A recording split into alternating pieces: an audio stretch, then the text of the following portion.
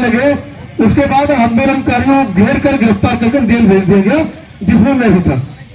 मुझे छोटे छोटे होटल में से उठाया गया। 24 दिन तक जमानत नहीं हुई। 24 दिन 16 नंबर बैरक में, जिसमें खुद योगी आदित्यनाथ बंदी थे, उसमें मुझे बंदी बना के रखा गया। आप समझ सकते हैं मेरे पर आरोप क्या लगाए गए कि इन्होंने आंदोलन में जमीन का अधिग्रहण किया, जो आपके साथ लगने वाले हैं। उन्होंने आरोप लगाया कि इन्होंने बिजली चोरी की, जो आपके साथ होने वाला है। मैं एडवांस में बता के जा रहा हूं आपको, क्योंकि आपके पास लिखित में कोई ऑर्डर नहीं है, इसीलिए आप जल्द से जल्द हमारे होंगे कभी किसी जमाने में। और उन्होंने यहाँ पे आके जब ब्राह्मणवाद का, पाखंड का, अंधविश्वास का सफाया किया था, तो उस समय जलजला आया होगा और उन लोगों ने सोचा होगा कि कैसे इसको भगाए।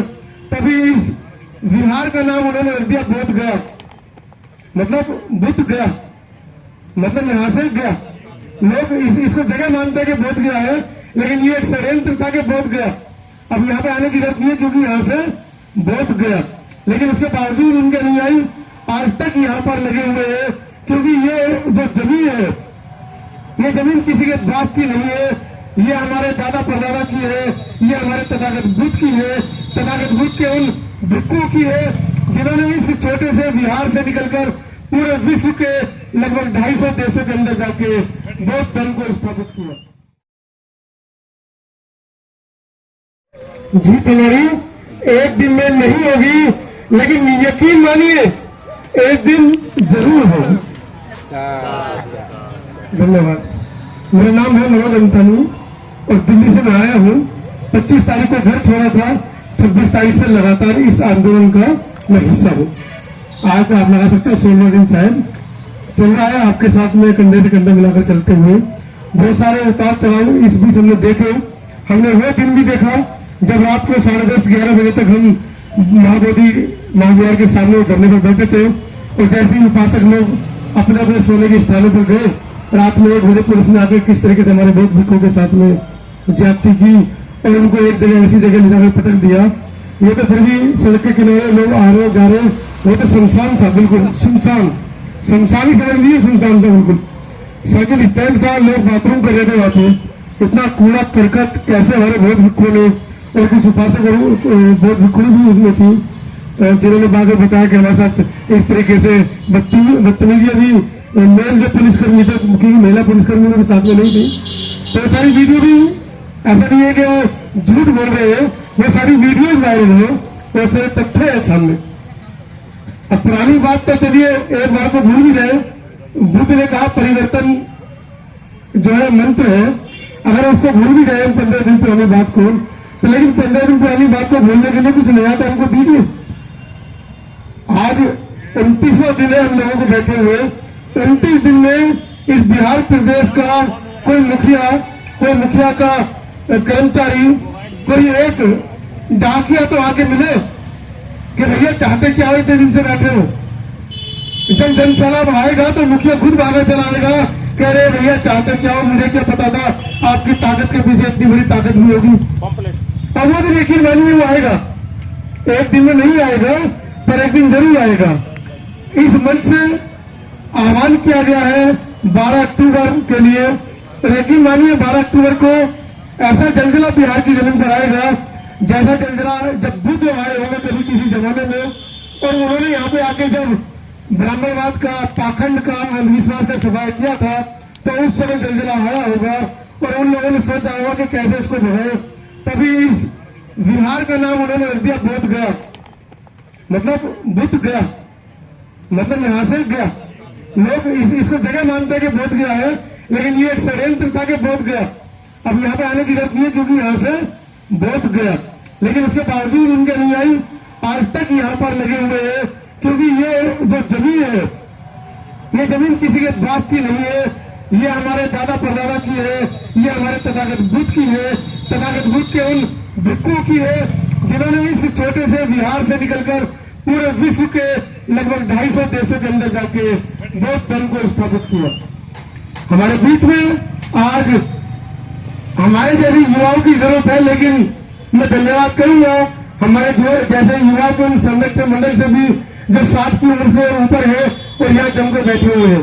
कितने ही दिनों से यहाँ बैठे हैं उपासक के रूम में। एक बार मैं चाहूंगा कि हमारे जो बनते भी है उनके लिए एक बार साधुवाद ज्ञापित कर दे कि उम्र के इस पड़ाव में आप लोगों के बीच में और खासकर हमारे संरक्षण महोदय रोज आप लोगों के बीच में आते हैं, अपना वक्तव्य रखते हैं।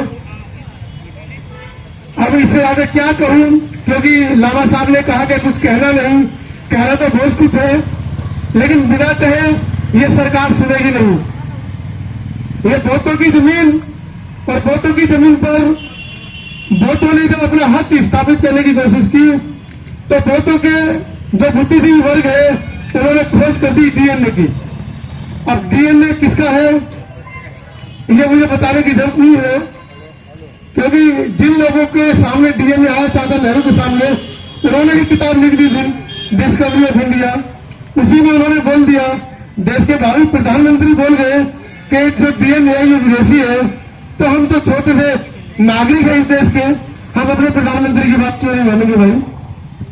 तो जो विदेशी है उसे जाना होगा, आज नहीं जाएगा कल जाएगा, अगर नहीं जाएगा तो समता समानता बंदूक की नीति के साथ वो हमारे साथ रहे तो रह सकता है।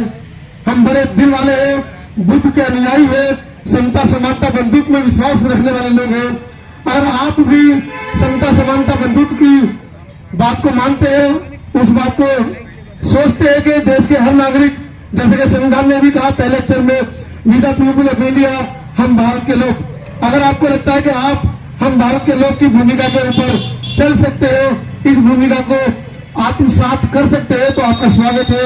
आप भी आइए।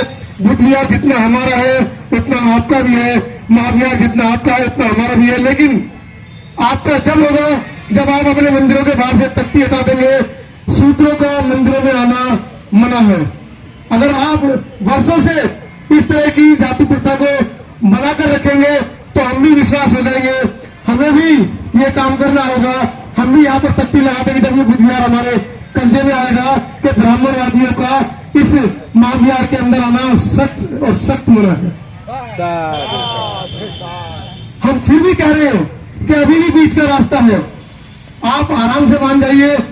हालांकि ये मानने वाले लोग नहीं है, ये षड्यंत्रकारी लोग हैं जिन्होंने कल आप लोगों के लिए, आप लोगों के विरोध में पूरे देश के अंदर 3-4 जगह पर अलग अलग जगह ब्राह्मण समाज के लोगों ने धरना प्रदर्शन किए। उन्होंने आपके विरोध में ज्ञापन सौंपे हैं। अभी तो आप रणनीति बना रहे हैं कि हम एफआईआर करेंगे, ज्ञापन सौंपेंगे। पूरे देश के अंदर भी लोग ज्ञापन सौंप रहे हालांकि, लेकिन जैसे कि आकाश लामा ने एक विनती की थी कि ज्ञापन इतने होने चाहिए कि डीएम गया के बराबर में जो कमरा है वो खाली छोटा पड़ जाए, इतने आने चाहिए। लेकिन हम लोग कहीं ना कहीं पेपर वर्क में पीछे है और वो पेपर वर्क में हमसे आगे है।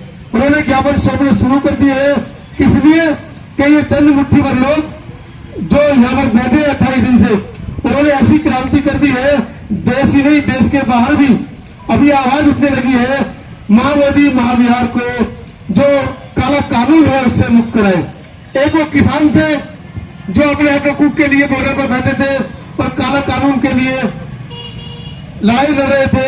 1000 से ज्यादा शहादतें किसानों की गई, लेकिन ये वो हट्टी सरकार है जिसने अभी तक भी उस काले कानून को रद्द नहीं किया है। हालांकि लॉलीपॉप देकर किसानों को घर भेज दिया है। वही लॉलीपॉप देने की प्रक्रिया आज ऑल इंडिया ब्रिटिश संघ के साथ की जा रही है। कभी डीएम आते हैं, कभी पुलिस आती है, कल भी 3 पुलिस कर्मी बैठ रहे हैं यहाँ पर 2-3 घंटे तक। हालांकि उनकी ड्यूटी है कि वो सुबह दोपहर शाम यहाँ पर निहत्ते बैठे बहुत मित्रों के लिए सुरक्षा मुहैया कराए। कम से कम यहाँ पे आके देखें कि कहीं कोई दिक्कत तो नहीं है, कोई परेशानी तो नहीं है। हमने 2 दिन पहले भी कहा था वीडियो के माध्यम से कि यहाँ पर कुछ असामाजिक तत्व लोग आते हैं मोटरसाइकिल पे, इतने लंबे लंबे टीके होते हैं, यहाँ पे गाड़ी रखते हैं, बिल्कुल सामने आके हॉर्न बजाते हैं, और जब हम खड़े होकर उनको देखते हैं या कुछ कहते हैं तो वो भाग जाते हैं। कल को अगर कोई दुर्घटना किसी के साथ हो जाती है प्रदर्शनकारी के साथ में, तो उसकी जिम्मेदारी कौन लेगा? बोर्ड के प्रशासन की जिम्मेदारी है, तो उनको चाहिए। हालांकि लामा जी ने बताया, कल ही बताया कि जो प्रदर्शन यहाँ पर चल रहा है उस प्रदर्शन की लिखित में राय लिखित में नहीं दिए उन्होंने अभी तक। लामा जी प्रदर्शन की लिखित में नहीं दिए। मैं आपको अपने एक छोटा सा अनुभव साझा करता हूं। पिछले साल अक्टूबर में गोरखपुर में एक आंदोलन हुआ जमीन को लेकर। हर भूमिहीन को 1 एकड़ जमीन की मांग थी उनकी। जब बहन जी की सरकार थी उन्होंने 2 या 3 एकड़ जमीन गरीब परिवार को दी थी। उसी मांग को लेकर वहां पर एक प्रदर्शन हुआ। हालांकि गोरखपुर योगी जी का गृह जनपद है, तो वहां पर जितने पत्रकार थे उन सबको हिदायत दी गई कि कोई भी दलितों की इस आंदोलन को कवर नहीं करेगा। ये खबर जब आयोजनकर्ता को पता चली तो उन्होंने दिल्ली हमसे संपर्क किया। हम दिल्ली से 6-7 पत्रकार वहां पहुंचे और हमने दिन रात उस प्रोग्राम को दिखाया। पूरे दिन वो प्रोग्राम चला। उन्होंने कहा कि कलेक्टर आए हमसे हमारा ज्ञापन ले लें। कलेक्टर रात को 11 बजे आते हैं, ज्ञापन ले लेते हैं और आंदोलन का समापन का घोषणा कर दिया जाता है। जब लोग धीरे धीरे घर जाने लगे उसके बाद आंदोलनकारियों घेर कर गिरफ्तार कर जेल भेज दिया गया, जिसमें मैं भी था। मुझे छोटे छोटे होटल में से उठाया गया। 24 दिन तक जमानत नहीं हुई।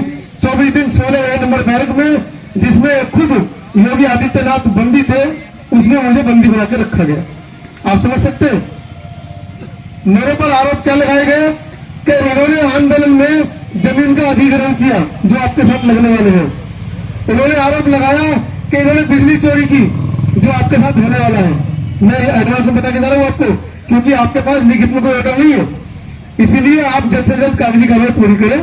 और साथ ही साथ उन्होंने ये एक धारा और लगा दी कि जो डीएम पे होकर डीएम के पेशगार को उन्होंने मारने की कोशिश भी की। उसके कमरे में घुस गए 15-20 आदमी पत्रकार सहित और उसमें गला दबाकर मारने की कोशिश की। अब आप सोचिए, जब हम पत्रकार 24 दिन जेल में रह सकते हैं तो आप भी कमर कस लीजिए, हम तो आपके साथ जाएंगे, हमें कोई दिक्कत नहीं है। पूरे देश के अंदर 3-3 केस चल रहे हैं। ना मैंने किसी को चाटा मारा, ना मैंने किसी के साथ लड़ाई झगड़ा किया, ना किसी के साथ गाली गलौज की। सिर्फ आवाज उठाने के नाम पर सीतापुर से मेरे बहुत भिखवाई मेरे हाथ उठाए। सीतापुर से कौन बहुत भिखवाई बनना बनते ही सीतापुर मोहाली में आपको पता है पिछले साल मुकदमा दर्ज हुआ था हमारे ऊपर।